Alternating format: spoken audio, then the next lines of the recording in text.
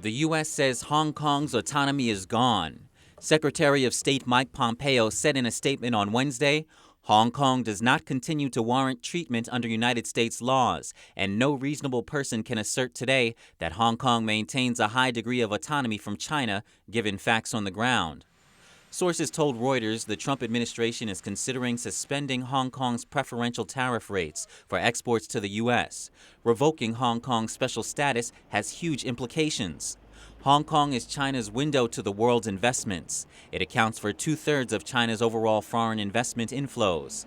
China affairs commentator Tang Jingyuan says the change of status will harm China's economy substantially. 这个法案一旦推出， Once Hong Kong's special status is lost, the economic gateway for mainland China to attract investment will basically be shut down. Mainland China might go back to the days when it cut off all relationships with the outside world, the days before its reform and openness in the 80s. 当初那个改革开放之前的那个状态去。 China promised Hong Kong autonomy and freedoms under the Sino-British Joint Declaration, a UN-filed international treaty. However, the new law Beijing's pushing will bypass Hong Kong's legislature and be directly implemented in Hong Kong, which Hong Kong lawmakers say is a blatant violation of China's promise.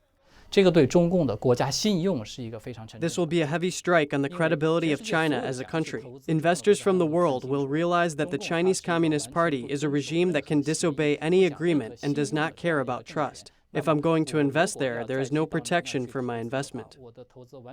Even for an agreement like this, the CCP can just breach it at its will without caring about the consequences. Then it's totally possible for the regime to turn its back on any contracts or agreements it signed with a small foreign business. 那中共它完全是随时都可以翻脸不认人的。 Revoking Hong Kong's special status will also affect U.S. businesses. The U.S. and Hong Kong trade $67 billion worth of goods and services each year. More than 1,300 U.S. companies operate in Hong Kong, and over 85,000 U.S. citizens live there. Tang says in a political sense, Hong Kong is the Berlin of this era. Its basic law is the wall providing the protection from which the world's capital connects with China. But with the new law Beijing is pushing in Hong Kong, the CCP is passing over the wall and launching a strike against the liberal democratic society. 现在已经由不得你美国来做选择。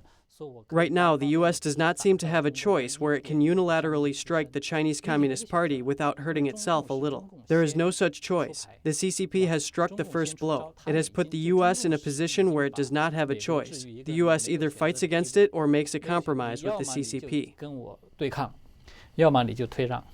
Losing the special status will speed up Hong Kong's decline as a financial and economic center, but that's the result many Hong Kong protesters are pushing for.